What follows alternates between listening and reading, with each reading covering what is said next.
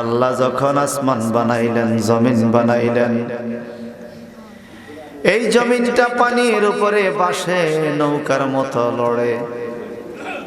এইবার আল্লাহ বলে ওয়া খালাকনাকুম, আমি তোমাদেরকে সৃষ্টি করেছি, এই জমিনে তোমরা বসবাস করতে থাকবা। এই জমিনটা লড়তেছে।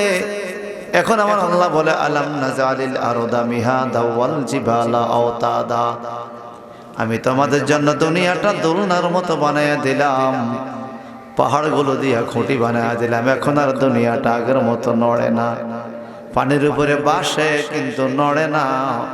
যখন পাহাড় বানানোর পরে দুনিয়াটা স্থির হয়ে গেল। ইমাম জালালউদ্দিন মহল্লি রহমতুল্লাহ আলাইহি ওনার তাফসীরে জালালান শরীফের মধ্যে লেখেন, সমস্ত ফেরেশতারা আল্লাহর কাছে জানতে চাইল, আল্লাহ এই এত বড় দুনিয়া কয়টা পাহাড়ে স্থির করে দিছে, থামাইয়া দিছে, এই পাহাড়গুলোর কত শক্তি, এর চাইতে শক্তিশালী কিছু আছে কিনা? আমার আল্লাহ বলে আছে, পাহাড়ের চাইতে শক্তিশালী জিনিসের নাম হলো লোহা। কি লোহা? লোহা কি কি? ফেরেশতারা বলে মাওলা লোহার চাইতে শক্তিশালী কিছু আছে কিনা? আল্লাহ বলে আছে। বলে কি? লোহার চাইতে শক্তিশালী আগুন, আগুনে দিলে লোহা দ্বারা দাও কেসি কত কিছু বানানো যায়। আল্লাহ আগুনের চাইতে শক্তিশালী কিছু আছে কিনা? আমার আল্লাহ বলে আছে। বলে কি? সেটা হইল পানি, পানি দিলে আগুন নিভিয়া যায়। আল্লাহ পানির চাইতে শক্তিশালী কিছু আছে কিনা? আল্লাহ বলে আছে। কি? সেটা হলো বাতাস, বায়ুতে পানি উড়াইয়া এক দেশ থেকে আরেক দেশে নিয়ে যায়। এইবার ফেরেশতারা আল্লাহ পানির চাইতে শক্তিশালী কিছু আছে কিনা? আমার আল্লাহ বলে আছে। এই দুনিয়ার থেকে শক্তিশালী হইল পাহাড়, পাহাড়ের চাইতে শক্তিশালী লোহা, লোহার চাইতে শক্তিশালী আগুন, আগুনের চাইতে শক্তিশালী পানি, পানির চাইতে শক্তিশালী বাতাস, আর বাতাসের চাইতেও শক্তিশালী আমার ইমানদার মুসলমান। সবাই কর, সবাই কর। এত শক্তিশালী মানুষ, সুবহানাল্লাহ। আয় আল্লাহ কেমনে এত শক্তিশালী হইল? মানুষের এত শক্তি কোথায় থেকে আসলো? আমরা আল্লাহ ফেরেশতাদেরকে বললেন, তোমরা আরশ আজিমের খুঁটি ধরো। ফেরেশতারা আরশ আজিমের খুঁটি ধরলেন, এইবার একটু নাড়া দাও।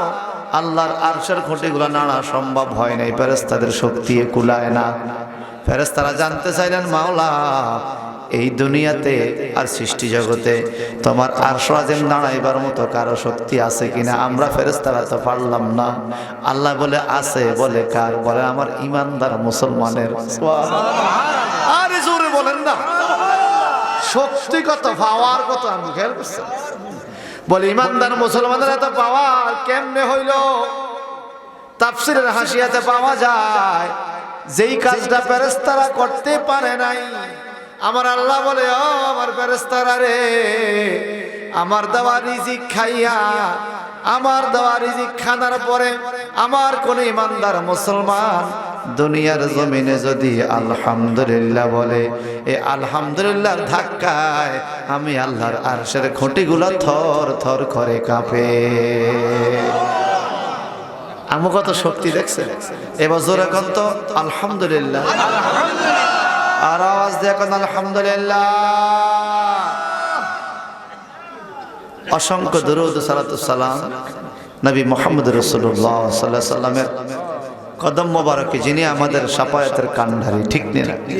যিনার নাম সাহিবুস শাফাআত, সাহিবুস শাফাআত, শাফায়াতের মালিক, আমাকে বিষয় দিয়েছে কিয়ামতের ময়দানে নবীদের শাফায়াত নিয়ে কিছু কথা বলার জন্য। আপনারা আগে বলেন তো, কিয়ামতের ময়দানে নবীজি শাফায়াত করতে পারবেনি? পারবে ইনশাআল্লাহ। শাফায়াতের শক্তি নবীর আছে, অধিকার আছে। কে দিছে? আল্লাহ, আল্লাহ দিছে।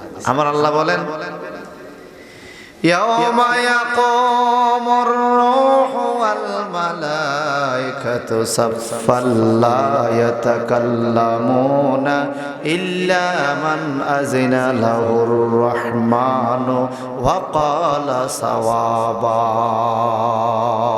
আওয়াজ দিয়ে এখন আল্লাহু আকবার। সেই কঠিন কিয়ামতের দিনের কথা আল্লাহ কোরআনে বলেছেন, ইয়াওমা ইয়াকুমুর রূহু ওয়াল মালাইকা, কাল কিয়ামতের ময়দানে জিবরাইল ফেরেশতা দাঁড়িয়ে থাকবে। ওয়াল মালাইকা সমস্ত ফেরেশতা দাঁড়িয়ে থাকবে সাফা সব ধরে কাতার ধরে লা ইয়াতাকাল্লামুন কেউ সেদিন কথা বলতে পারবে না আল্লাহর ডরে। তার কারণটা কি?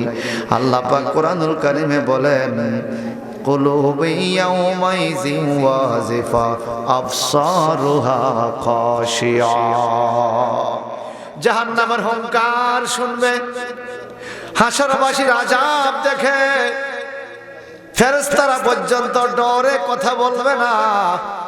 জিব্রাইল ফেরেশতা নিজেই লাইনে দাঁড়িয়ে থাকবে। একটু পরে জাহান্নাম হুঙ্কার দিবে, আল্লাহ খানা দে, আমার ক্ষুধা লাগছে খানা দে। তখন আমার আল্লাহ বলবে, যখন জাহান্নাম বলবে খানা দে, আর ফেরেশতারা চতুর্দিকে দাঁড়িয়ে থাকবে ডরে। তখন কুলুবু ইয়াওমাইযিন ওয়াজিফা মানুষের কলবগুলো ডরে কাঁপতে থাকবে। আবসারুহা খাশিয়া চক্ষুগুলো বড় হইয়া যাবে। আপন বলতে কেউ নাই রে, কে রক্ষা করবে বিপদের টাইমে? কে রক্ষা করবে? ইয়াওমা ইয়াফিরুল মারউ মিন আখিহি ওয়া উম্মিহি ওয়া আবিহি ওয়া সাহিবাতিহি ওয়া বানিহি। ওই কঠিন সময়ে নিজের ভাই আপন হবে না, নিজের মা আপন হবে না, নিজের বাবা আপন হবে না, নিজের বন্ধু বান্ধব আপন হবে না। ওয়া বানিহি নিজের ছেলে মেয়ে পর্যন্ত পর হইয়া যাবে। যার যার কান্না সে কানবে, কারো বোঝা কেউ সেদিন পার করবে না। যার যার পাপের বোঝা তার তার কান্দে ভরতে। আমার আল্লাহ পাক বলেন ওই কঠিন কিয়ামতের ময়দানে লা ইয়াতাকাল্লামুন কেউ ডরে কথা বলতে পারবে না। একটু চিৎকার দিয়ে বলা যাবে আল্লাহু আকবার। আর যারা বলুন আল্লাহু আকবার। এবার মহব্বতে বলুন ইয়া রাসূলুল্লাহ। বলেন এই কিয়ামতের ময়দান বাস্তব কিনা বলেন? আল্লাহ বলছে যালিকাল ইয়াউমুল হক, এটা বাস্তব, এটা হক, এটা সত্য। কিয়ামতের প্রতি আমাদের ঈমান বিশ্বাস আছে না? আমানতু বিল্লাহি ওয়া মালাইকাতিহি ওয়া কুতুবিহি ওয়া রাসূলিহি ওয়াল ইয়াউমিল আখির পড়ছি নি আমরা? ওয়াল ইয়াউমিল আখির পরকালের প্রতি ওয়াল বাসে বাদাল মাউত মৃত্যুর পরে আবার জিন্দা হব আমরা আল্লাহর সামনে। এগুলা পুরোপুরি বিশ্বাস আমাদের আছে বাজান। এখন মানুষের রগগুলো খাড়া হয়ে যাবে, চোখগুলো কাঁপতে থাকবে, কলবগুলো কাঁদতে থাকবে। জাহান্নাম বলবে আল্লাহ খানা দে। আমার আল্লাহ বলবে জাহান্নাম রে একটু অপেক্ষা কর। আমার হাসরের ময়দানে কোটি কোটি কোটি কোটি মানুষ আছে যারা আমি আল্লাহর বিধান মতো চলে নাই। দুনিয়া দুনিয়া করে দুনিয়ার প্রেমে চলছে রে, ঠিক মতো নামাজ পড়ে নাই, রোজা রাখে নাই, ইবাদত বন্দেগী করে নাই, নারীদেরকে পর্দা মতো চালায় নাই, হালাল খানা খায় নাই। এরকম গুনাহগার মানুষগুলো আমি তোরে দিলে তোর পেটটা ভরতে পারবি নি। জাহান্নাম চিৎকার দেয় আল্লাহ তাড়াতাড়ি দেন, আমার বড় ক্ষুধা লাগছে। আমার আল্লাহ পাক বলেন জাহান্নামের পেট ভর্তি করার খাবার হবে দুইটা, একটা হলো মানুষ আর একটা হলো পাথর। একটু জবানটা বড় করে কর নাউজুবিল্লাহ। জাহান্নামে পাথর খাবে আর মানুষ খাবে। মালিক ফেরেশতা এক হাতের মধ্যে নিবে পাথর, ওয়াকুদুয়ান নাস ওয়াল হিজারা, আর এক হাতের মধ্যে নিবে মানুষ। এক মুষ্টির ভিতরে লক্ষ লক্ষ মানুষ ধরবে। আমরা যদি এক মুষ্টি পিঁপড়া মুট করে দিই, কত হাজার হাজার পিঁপড়া ঢুকবে না? মানুষগুলো মালিক ফেরেশতার কাছে পিঁপড়ার চাইতে আরো ছোট মনে হবে, পিঁপড়ার চাইতে আরো ছোট মনে হবে। হাসরের ময়দানের চতুর্দিকে জাহান্নাম থাকবে। জান্নাতে যাওয়ার একটা মাত্র রাস্তা, সেটা হলো ফুলসিরাতের ফুল। এই ফুলসিরাতের ফুল পারি না দিয়া কেউ জান্নাতে যাইতে পারবে না। নবী আমার মেরাজের রজনীতে জান্নাত দেখতে গেলেন, জাহান্নাম দেখতে গেলেন। ইরশাদ হচ্ছে লাকাদ রাআ মিন আয়াতি রাব্বিহিল কুবরা। আল্লাহ পাক আমার নবীকে অনেক বড় বড় নিদর্শন দেখাইলেন মেরাজের রজনীতে। জাহান্নাম দেখতে যখন যাবে, বিশাল বড় একজন ফেরেশতা দেখতেন জাহান্নামের দরজায়। এক একটা নখের মাথা মনে হয় এক একটা পাহাড়ের মতো। জিবরাইল রে, উনি কে রে? ও জিবরাইল উনি কে?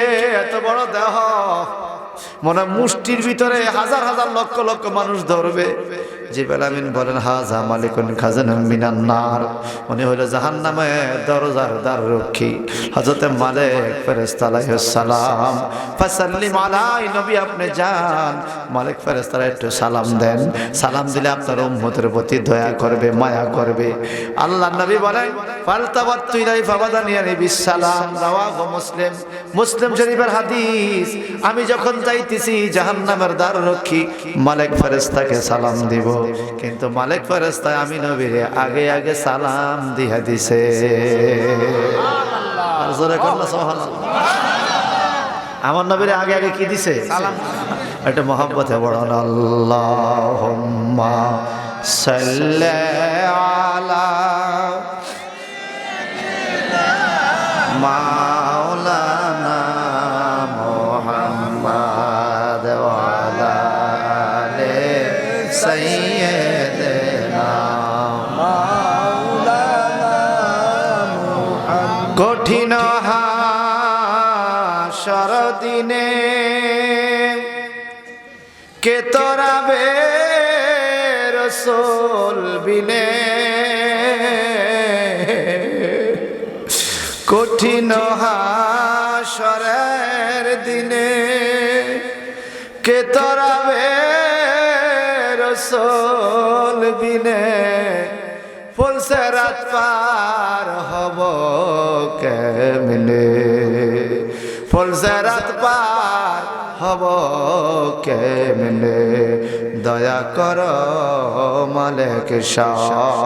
আল্লাহুম্মা সাল্লি আলা সাইয়্যিদিনা মাওলানা মুহাম্মাদ ওয়া আলা আলি সাইয়্যিদিনা মাওলানা মুহাম্মাদ। সকল নবীর জবান থেকে নফসি নফসি আসিবে, সকল নবীর জবান থেকে নফসি নফসি আসিবে, একজন নবী শুধু সেদিন উম্মত বলে কাঁদিবে, একজন নবী শুধু সেদিন উম্মত বলে কাঁদিবে। সাইনা মাওলা তোমার কাছে, সাইনা মাওলা তোমার কাছে, সাইনা মাওলা মালিক শাহ, একটা জিনিস চাইব শুধু নবীজির সুপারিশ চাই, একটা জিনিস চাইব শুধু নবীজির সুপারিশ চাই। আমল নামা গুনাহ ভরা গো আমার, আমল নামা গুনাহ ভরা, উপায় নাই গো উপায় নাই, কিছু চাই না কিয়ামতে শুধু নূর নবীর সুপারিশ চাই। আমিন বলেন, আমিন বলেন। আমাদের আমল নামা গুনাহ আসেনি ভাই? কম না বেশি? হায় হায়, কত গুনাহ জীবনে করছি রে বাজার। ছোট্ট একটা গুনার জন্য যদি 500 বছর জাহান্নামের আগুনে জ্বলতে হয়, ছোট্ট একটা গুনার জন্য যদি 500 বছর জাহান্নামের আগুনে জ্বলতে হয়, আর বড় বড় গুনাহগুলোর অবস্থা কি হবে রে বাজার? যেই ময়দানটা হবে এই পৃথিবীর 50,000 বছরের সমান একদিন হবে হাসরে, 50,000 বছরের সমান একদিন হবে দোজখে জাহান্নামে। আর যারা ঈমানদার, যারা মুমিন, যারা মুত্তাকি, যারা পরহেজগার, যারা নামাজ রোজা করেছে, ইবাদত বন্দেগী করেছে, আল্লাহর ভয় অন্তরে রেখেছে, আমার নবীজি বলেন তাদের কিয়ামতের মাঠ হবে 2 রাকাত নামাজের সময়। সুবহানাল্লাহ, 2 রাকাত নামাজ পড়তে যেই সময় কিয়ামতের মাঠ, সেই সময় সুবহানাল্লাহ বলেন। আমার আল্লাহ বলেন এই কিয়ামতের ময়দানে লা ইয়াতাকাল্লামুন, কেউ কথা বলবে না। এরপরে বলছে ইল্লা মান আযিনা লাহুর রহমানু ওয়া ক্বালা সাওয়াবা, যেমন লা ইলাহা ইল্লাল্লাহ, এখানে বলছে লা ইয়াতাকাল্লামুন ইল্লা মান আযিনা। সুবহানাল্লাহ বলেন। নাই নাই নাই, কোনো মাবুদ নাই ইল্লাল্লাহ, তবে আল্লাহ আছে। কে আছে?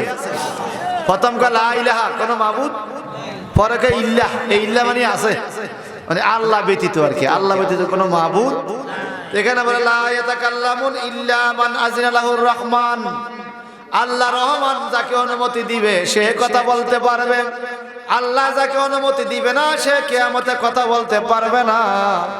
এই আয়াতের তাফসীর পড়ে দেখি ইমাম জালাউদ্দিন মুহাল্লি রাহমাতুল্লাহ আলাইহি বলেন আল মুমিনু ওয়াল মালায়েকা কাল কিয়ামতের ময়দানে কিছু পাওয়ারফুল মুমিন মুসলমান একজনের জন্য আরেকজনের কথা বলবে, কিছু ফেরেশতা একজনের জন্য আরেকজনের কথা বলবে। কেমনে কথা বলবে, কেমনে কথা বলবে? নেককার বান্দা যারা, আল্লাহওয়ালা যারা, তাদের কথা কেমনে বলবে দেখেন। কুরতুবী শরীফের মধ্যে হাদিস পাইলাম, আমার নবীজি বলেন মানুষগুলো যখন জান্নাতের দরজায় যাবে, জান্নাতবাসীদেরকে বলবে তোমরা জান্নাতে ঢুকে যাবে আমালিকুম, তোমাদের আমলের দ্বারা। যখন আলেমরা জান্নাতের দরজা যাবে আল্লাহ বলবে খাফ আলাল বাব আলাল জান্নাহ, হাই জান্নাতের দরজা তোমরা দাঁড়িয়ে থাকো, তোমরা ঢুকতে পারবে না। আলেমদেরকে ঢুকতে দিবে না, পাবলিককে ঢুকতে দিব। সুবহানাল্লাহ। তখন আলেমরা টেনশনে পড়া যাবে, আয় আল্লাহ আমাদের মুসল্লিরা ঢুকে গেল ব্যস্ত, আমরা ঢুকতে পারলাম না। আমার আল্লাহ বলবে তোমরা আগে আগে ঢুকলে তোমার ভক্তদেরকে কে পার করবে? ইশফালিন নাস, তুমি জান্নাতের দরজা দাঁড়িয়ে দেখো হাসরের ময়দানে তোমার প্রিয় মানুষ কেউ আছে কিনা, যার সাথে জীবনে কথা হয়েছে, চলাফেরা হয়েছে, যার সাথে সালাম বিনিময় হয়েছে, একটু সময় কাটাইছে, অথবা যে আপনাকে ভালোবাসতো, যাকে আপনি ভালোবাসতেন, এমন কোন মানুষ আছে কিনা বাহিরে? ও আলেম ইশফালিন নাস, আপনি এরকম মানুষদেরকে সুপারিশ করে জান্নাতে নিয়ে যাবেন, এই জন্য আপনারে আগে ঢুকতে দেই নাই। কিয়ামতে আলেমরা হাসরের ময়দানে সুপারিশ করবে।